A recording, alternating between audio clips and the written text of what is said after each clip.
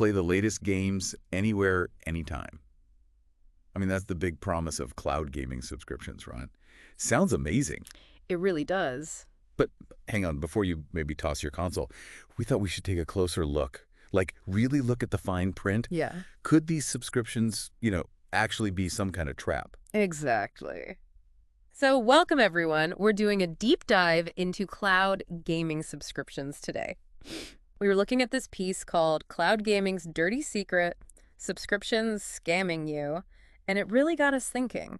Our mission really is to get past the flashy ads, explore what it actually means to hand over your gaming life to a subscription. What are you really getting? And what are you giving up without maybe realizing it? Yeah, it's that classic trade-off, isn't it? You get this huge library instantly, which feels great. Super convenient. But then there's that little voice saying, you don't actually own any of this stuff. Yeah. It feels, I don't know, a bit like a Faustian bargain sometimes. Trading ownership for access. That's a really good way to put it. Or think of it like a massive buffet. Looks tempting, right? All you can eat. Right. But you pay every month forever, and you can never actually take any food home. Wow. The second you stop paying, poof, the whole buffet just vanishes. Okay, yeah. That makes sense. Which brings us to the core question. What does ownership even mean for games now? Right. Think about it. You spend hundreds, maybe thousands of hours on a game, building stuff, progressing. Your whole digital life in there. Exactly. And then what if the service just shuts down? You could lose everything. All that progress, gone. Yeah, that's rough to think about. So are we basically just trading something solid, like owning a game disc or a file, for just streaming access? It kind of looks that way. Is the control just shifting completely to the companies? Well, that's a really key point to think about, yeah. You're not just paying for access, you're getting sort of locked into their whole system, their ecosystem. So you have to ask, is this model really about making things better for us, the players? Or is it more about, control and guaranteed money for them? Predictable revenue. Exactly. And that kind of leads us down a path where, well, you start seeing some tactics that maybe don't feel quite right. Less consumer-friendly, perhaps. Okay, let's get into that. Yeah. Let's pull back the curtain on some of these shadier tactics. I've heard some things. What are the big red flags we should watch out for? Well, one thing that's definitely worrying is this whole mystery box scam trend. Yeah. You see these fake websites pop up promising amazing deals, like super rare game items, cheap games, stuff that sounds too good to be true. And probably is. Usually, yeah. Yeah. The price up front looks tiny, irresistible. But the real trick is the hidden recurring charges they sneak in. We've seen investigations linking over 200 of these fake sites back to just one operation. I think it was based in Cyprus. Wow. So it's organized. It's like that classic bait and switch, but digital. Totally. You click an ad for say a $5 mystery skin for your character. Thinking it's just $5. Right. And then bam, you check your bank statement and suddenly there's a $50 charge this month and next month. Oh. Yeah, it's deceptive. It plays on that excitement gamers have and the fact that online payments can sometimes be a bit opaque. Right. But look, these outright scams, they're one thing. Even the legitimate cloud gaming companies, the big names, they can use tactics that feel a bit questionable sometimes. You mean like those free trials, the ones that feel like they have hidden tripwires? Exactly that. They offer you a free trial, sounds great, but buried in the terms, automatic sign up to the full subscription could be like $20 a month. And it just kicks in automatically. The second the trial ends. And then you try to cancel. Good luck. Oh, the cancellation maze. Right.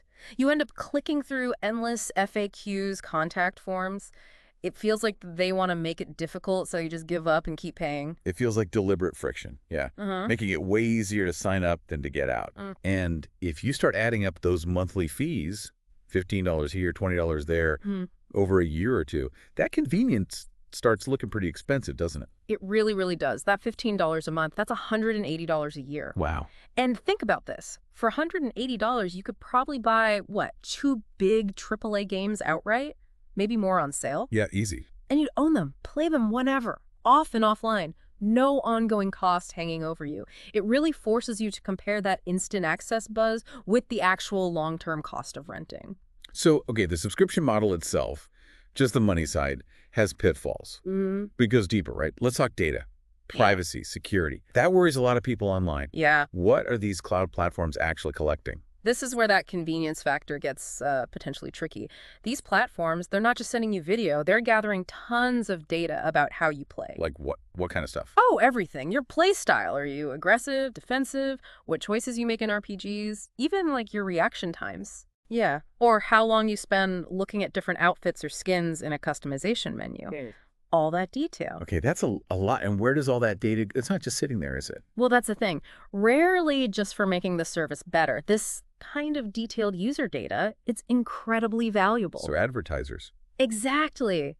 It can be sold off for super targeted ads, so the ads you see start getting creepily specific to your gaming habits. Oh.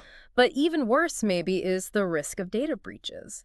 Think about how much info these places hold. They're huge targets for hackers. Right. Remember that Darkbeam breach? Okay, it wasn't just gaming, but it exposed something like 3.8 billion records. It shows the scale of the risk. 3.8 billion. That's insane. So my playing habits could end up influencing ads I see elsewhere. Yeah. That feels invasive just for wanting to play a game. It can feel that way, yeah. But the security part, that's even scarier. It is, because these services rely on APIs, ways for different computer systems to talk to each other. If those APIs aren't secure, hackers can find ways in. Imagine someone hijacking your game while you're playing. Oh, man. Or we've seen cases where, server issues on major platforms temporarily stopped people accessing things they'd bought, like their Fortnite skins or whatever. Right, because it's all online. Exactly. Being constantly online just makes cloud gaming inherently more exposed to these kinds of security issues. Wow. Okay, this is definitely not the simple play anywhere picture they paint initially. Yeah. Let's take a breather. Time for our myth versus reality break. Good idea. Okay, first big myth. Cloud gaming is cheaper than buying a console. True or false? Mostly false, or at least it's complicated. Look, maybe short term, yes, you skip buying the console hardware. Right, no big upfront cost. But add up those monthly subscription fees over a year, 2 years, 3 years, it's very likely going to cost you more than a console. Oh. And don't forget the hidden cost. You absolutely need a really good, stable, fast internet connection. That's another monthly bill, right? Yeah, good point. Which you don't always need as much for a traditional console if you buy physical games or download them. Exactly. Okay, next myth. Once a game hits a cloud service, it's available forever.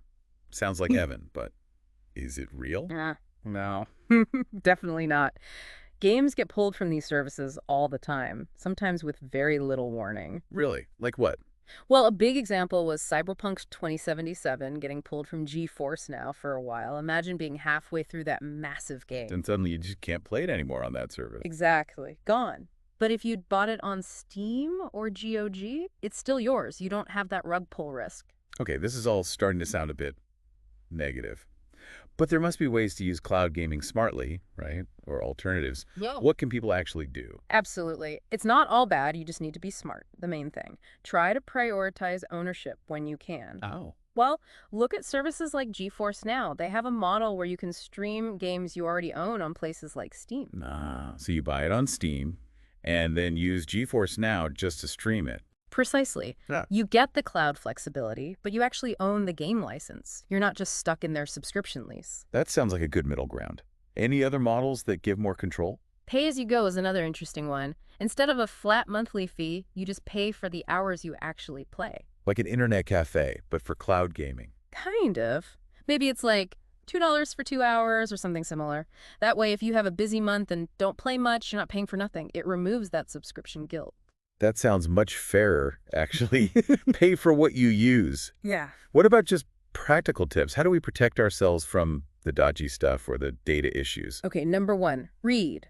The case, fine. Print, always. Especially with free trials. Know what you're agreeing to. Tedious but necessary. Totally necessary. Number 2, use two-factor authentication everywhere. On your gaming accounts, email, everything. Adds a huge layer of security. Good one.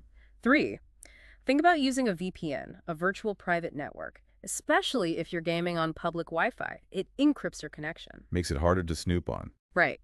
And maybe a simple one. Try not to save your credit card details directly on these gaming service sites if you can avoid it. Less risk of surprise charges or breach exposure. All solid advice. And you mentioned something about supporting different kinds of game sellers. Yeah. Think about supporting indie developers, especially those who sell their games DRM-free. DRM, digital rights management. That's the copy protection stuff. Exactly. It often restricts what you can do with a game you've bought. DRM-free means you have much more control. You truly own that file. Buying DRM-free is like voting with your wallet for more consumer freedom. Supporting ownership. I like that. Okay, let's shift gears slightly. We got a couple of listener questions. Great. First one's from @LevelUpLegend. Yeah. They ask, is Xbox Game Pass really a good deal? That one comes up a lot. It's a really common question, and honestly, it depends entirely on you and how you play. How so? Well, look at the price, maybe $20 a month or so, and you get access to, what, over 450 games? Huge library. Yeah, it's massive. So if you play games a lot, like daily or almost daily, and you love trying out loads of different stuff, and you're okay knowing games might disappear from the library eventually, then yes, it can be fantastic value. But the flip side, if you only play games occasionally, or you tend to stick to just one or two big games per month, then you might actually save money just buying those specific games outright. You got to do the math for your own habits. Makes sense. Okay, next question from @DataDefender. Are the free tiers of cloud gaming services actually safe to use? What's the catch with free? Generally, yeah. The direct risk with free tiers isn't usually about losing money through scams. They're usually legitimate services offering a limited free option. But there's always a but. There's always a but. Remember the old saying, if you're not paying for the product, you are the product. The data harvesting. Exactly. Those free tiers, you can bet they're collecting data on what you play, how you play, maybe your device info, your network, all that stuff we talked about earlier. So maybe not stealing your money, but definitely collecting your data. That's almost certainly the trade-off. Your wallet might be safe initially, but your personal data is the price of admission. Okay, well, this has been quite the journey through the world of cloud gaming subscriptions. So wrapping up, what's the main takeaway, the big message for listeners? I think the key thing is cloud gaming.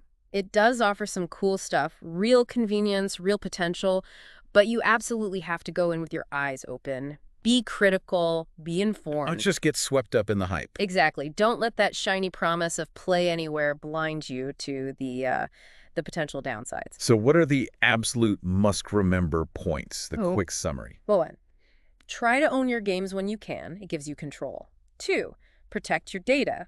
Be aware of what's being collected and take steps like 2FA and VPNs. Right. And 3, really think about the long-term costs and sort of the power balance in these subscription deals. Are you comfortable renting your hobby forever? Good points to mull over. Thanks so much. This has been really insightful. My pleasure. And thinking about all this, maybe now's a good time for everyone listening to just, double check any active free trials they might have forgotten about. That Shady trial from years ago, maybe. Still ticking. Huh. You never know what subscriptions might be lurking out there. Always worth a check.